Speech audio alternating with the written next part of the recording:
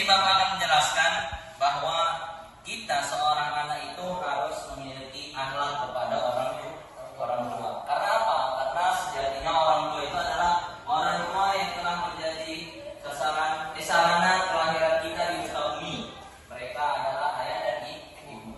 Kalau ada ayah, kalau nggak ada ayah, kita bakal gimana? Kalau kita nggak ada ibu, nggak ada juga. Jadi harus ada ayah dan ibu. Yang kedua itu orang tua yang mengajari kita sebagai berbagai macam ilmu pengetahuan. Mereka adalah bapak atau ibu guru yang sering disebut guru rohani. Nah, jadi orang tua itu ada 3 golongan. Yang pertama yang melahirkanmu, yang kedua itu yang mengajarimu, dan yang ketiga itu yang kau ambil anaknya. Nah, itu maksudnya orang tua kita. Nah, di sini kita akan membahas tentang orang tua kita aja, nggak usah sampai dulu.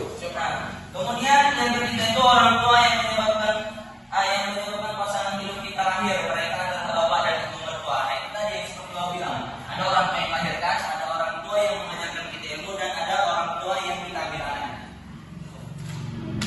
Baik, di sini ada di dalam Al-Quran yaitu surah Al-Isra ayat 23 yang berbunyi Bismillahirrahmanirrahim. Wa qadara rabbuka alla ta'budu illa iyyahu wa bil walidayni ihsana imma yablughanna 'indaka al-kibara ahaduhuma aw kilahuma fala taqul lahumā uffin wa la tanharhumā wa qul lahumā qawlan karīmā. Sebanyak tahu ternyata ayatnya bahwa di sini dijelaskan dan Tuhanmu telah memerintahkan agar kamu jangan menyembah selain Dia, yaitu Allah, dan hendaklah berbuat baik kepada ibu bapak. Jika salah seorang di antara keduanya atau kedua-duanya sampai berusia lanjut dalam pemeliharaanmu, maka sekali-kali janganlah engkau mengatakan kepada keduanya perkataan kasar. Dan janganlah engkau membentak keduanya, dan ucapkanlah kepada keduanya perkataan yang baik. Itu berarti kita nggak boleh membentak. Contoh misalnya, Arif belikan dulu gula seperempat. Nggak mau lama, nggak boleh. Tapi harus langsung kerja. Bener nggak? Mana duitnya? Saya tahu menyajaan. Itu boleh. Baik, tadi sudah dijelaskan bahwa ada di dalam Quran surah Al-Isra ayat 23 yang memerintahkan kita sebagai anak untuk berbakti kepada kedua orang tua. Nah, jangan sampai kita itu tidak berbakti kepada kedua orang tua. Di sini maka akan mendapatkan beberapa hikmah bagi diri sendiri. Hikmah tersebut adalah hikmah ketika kita seorang anak itu berbakti kepada kedua orang tua. Yang pertama itu ibu dan bapak lebih memperhatikan kebutuhan anaknya, dengan catatan permintaan tersebut masih dalam batas yang wajar. Pasti kalau orang tua kita udah senang nengok kita, pasti apa yang kita minta akan kita kasih. Yang kedua, ibu dan bapak lebih sayang dan senang kepada anaknya, dan dengan adanya kasih sayang dari orang tua, ibu dan bapak akan selalu mendoakan anaknya agar Allah Subhanahu wa taala senantiasa melindungi dan memberi jalan yang baik kepada anak-anaknya. Ada hadis yang mengatakan bahwa ridho fi ridho walidain wa sakhtullah fi sakhti walidain. Ridhonya Allah itu tergantung pada ridhonya orang tua, dan murkanya Allah tergantung pada murkanya orang tua. Jadi intinya dari pelajaran yang di sini bahwa kita itu tidak boleh membangkang, apalagi melawan, apalagi apalagi kok mempermudah. Intinya Pak, kita ini sebagai siswa menurut pandangan saya tidak boleh menyakiti hati. Ya betul, itu tidak boleh sampai menyakiti hati orang tua. Kita boleh nggak buat nangis orang tua? Nggak boleh. Boleh, tapi dengan prestasi. Buat orang tua itu menangis karena bangga, bukan menangis karena yang kita punya salah. Itu. Oke, coba sekarang akan Bapak coba kalian diskusikan, ya. Contohnya ini satu kelompok ya. Diskusikan, boleh nggak kita berbakti kepada orang tua, tapi orang tua kita itu jarang sholat, apalagi suka berjudi, boleh lah, gaya terserah. diskusikan dulu. Boleh nggak kira-kira kita berbakti sama orang tua kita, tapi orang tua kita kayak gitu. Sedangkan kita tahu perbuatan orang tua kita itu salah. Coba kasih waktu diskusinya 5 menit.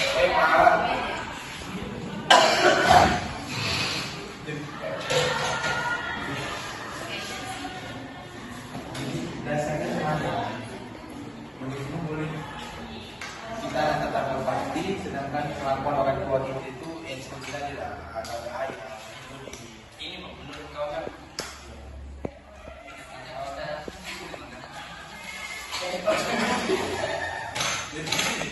Jadi kita nggak apa-apa diskusi santai ya kan? Kita main. Tahu ya, aku juga nggak punya dalil. Kau ada dalilnya? Ada. Nggak ada. Jadi tahu selagi dia tidak menyuruh kita untuk melanggar agama, kita tetap berbakti. Iya. Yang benar suka.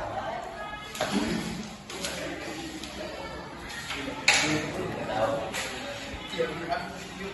Karena kita nggak menaati perintah orang tua, kalau perintah orang tua tersebut melanggar syariat Islam. Iya. Menyuruh kita untuk berbuat syirik, atau kita berkata.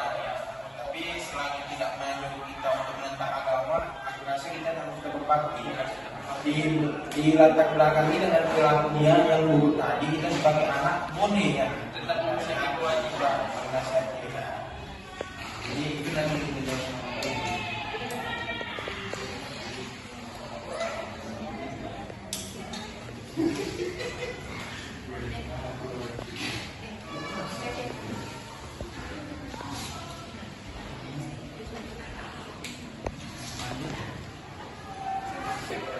Oke, baik. Tadi Bapak udah kasih waktu sama kalian untuk berdiskusi. Pertanyaannya, boleh nggak kita berbakti kepada orang tua yang kita tahu latar belakang orang tua kita itu ahli maksiat? Ayo, dari laki-laki dulu. Apa jawabannya? Baik, Pak. Apa yang hasil yang kalian diskusikan? Saya mau ambilkan ya Pak. Ya, boleh. Jadi dari hasil diskusi kami Pak, kami sepakat bahwasannya kalau untuk berbakti itu tetap harus berbakti karena di latar belakangi dengan perilaku orang tua kita yang jelek, selagi dia tidak menyuruh kita untuk berbuat maksiat melanggar agama, itu saya rasa harus kita turuti apa kata dia dengan saudara. Kecuali dia menyuruh kita untuk berbuat zina, syirik, musyrik, menduakan Tuhan, itu baru nggak boleh kita ikuti. Dan yang kedua Pak, kita sebagai anak memang harusnya ini boleh menasihati ya, tapi nggak menggurui. Artinya menasihati bahwasannya memang apa yang mereka lakukan itu salah, gitu ya kan? Ya kan, saudara ini dan menurut kami Pak, berbakti kepada kedua orang tua itu terlepas dari perbuatan orang tua itu adalah kewajiban Pak sebagai anak kepada orang tua. Sip. Baik. Untuk yang perempuan, coba apa jawaban hasil diskusi kalian? Ya. Sebenarnya jawaban kami nggak jauh beda dari kelompok sebelah. Nah, kenapa anak harus berbakti pada orang tua walaupun latar belakang mereka begitu? Karena ya kayak selagi mereka tidak menyuruh kita ke dalam maksiat atau menyuruh kita melakukan sesuatu yang kita tahu itu dosa, nggak apa-apa, nggak masalah kita tetap berbakti sama dia karena emang kewajiban kita. Dan kita harus tetap menasihati orang tua kita, namun dengan cara yang berbeda. Misalnya kita menasihati dengan cara yang lebih sopan karena ya mereka adalah orang tua kita. Ya. Oke, baik. Rupanya tadi kita pintar juga semuanya ya. Alhamdulillah Pak. Nah, jadi intinya kita mau bagaimanapun kondisi latar belakang orang tua kita sebagai anak harus berbakti. Apa yang disuruhnya kita kerjakan, kecuali kalau disuruh kita main yang jangan. Pokoknya setiap perintah yang baik, tidak melanggar syariat, apalagi tidak menyelakai orang atau diri sendiri, maka harus kita kerjakan. Tapi kalau di luar itu kita bisa bilang, ya ini kan nggak boleh, ini kan nggak boleh. Nah, terlepas dari itu juga kita sebagai anak harus bisa menasihati orang tua kita dengan cara yang memang malu. Jangan sampai banting meja atau apapun segala macam. Baik, sini Bapak akan bertanya sama kalian. Contoh, semisal kita seorang anak punya orang tua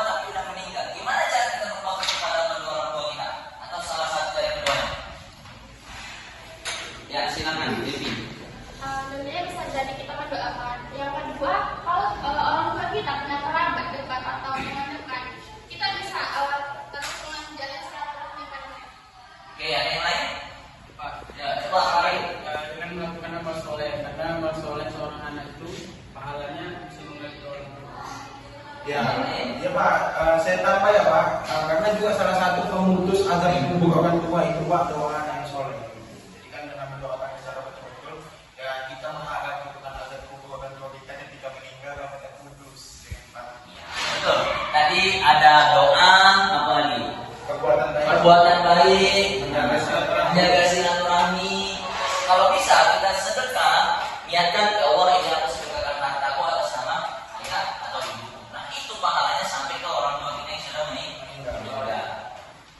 Baik, untuk mengakhiri dari pembelajaran kita ini tentang akhlak kepada orang tua, ada satu pertanyaan yang akan Bapak sampaikan lagi kepada kalian tentang akhlak seorang anak terhadap orang tuanya. Pertanyaan itu coba kalian berikan alasan ya, mengapa kita harus berbakti kepada orang tua.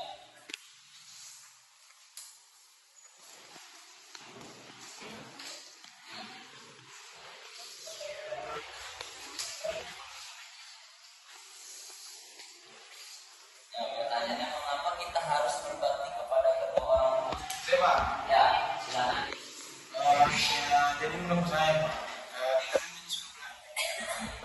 Menjadikan Bapak sampaikan bahwa tentang ridho Allah itu terletak pada ridhonya orang tua. Itu alasan utama jadi kita harus berbakti kepada orang tua. Yang kedua, 9 bulan sebelum kami ketika melahirkan itu Bapak bayangkan ya Pak, 9 bulan bawa kita yang sangat berat.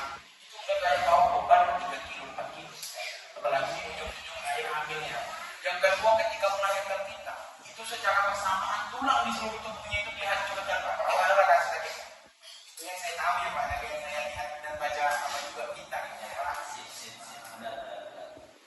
Yang kedua ada jawabannya.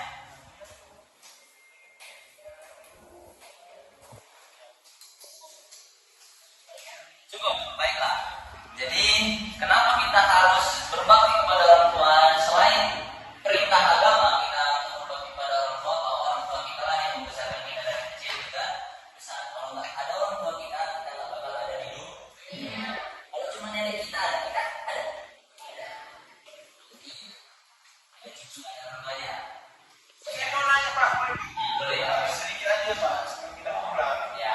Jadi kan ketika ada salah satu orang tua kita yang meninggal kan, kalau orang tua yang satu masih hidup masih muda, itu kan biasanya kan dia untuk menikah lagi. Itu apa hukumnya Pak? Apakah kita wajib juga berbakti kepada orang tua sama kita? Jawabannya itu tetap kita juga harus berbakti kepada orang tua walaupun itu bukan orang tua kandung kita, itu orang tua sama kita. Kita juga harus tetap berbakti karena di satu sisi mama atau ayah kita harus membutuhkan teman hidup, di satu sisi lagi itu menjadi orang tua pelengkap kita juga. Kita kan juga pasti butuh kasih sayang dari ayah dan dari ibu. Tak bisa kita cuma hidup satu aja, pasti harus stabil lah. Jiwa kepemimpinan dari ayah, ya kan? Jiwa kedisiplinan bisa dari ibu. Jadi kita, walaupun itu tadi orang tua apa sih namanya, sambung, atau ibu tiri ya, ibu tiri, Ya, atau Bapak ibu tiri atau bapak tiri, tetap kita harus berbakti kepada kedua orang tua. Baik, karena jam pelajaran sudah habis, kesimpulan dari pelajaran kita hari ini, kita selaku sebagai anak harus berbakti kepada orang tua. Oke, tugasnya Bapak kasih, coba cari satu hadis beserta artinya. Coba cari minggu depan ya, hadis beserta artinya tentang berbakti kepada orang tua. Hadis beserta artinya tentang berbakti kepada orang tua. Tentang berbakti kepada orang tua. Itu kan ya Pak? Minggu depan di Bogor. Dan minggu depan kita lanjut tentang durhaka. Siapa tokoh orang-orang yang durhaka kepada orang tua? Ibu dan Bunda Sampiang. Oh, Sampur ya? Oke, baiklah, udah bisa diberesin bukunya. Sebelum pulang Bapak absen dulu ya. Iya Pak. Samsul. Ada Pak? Oke. Ada.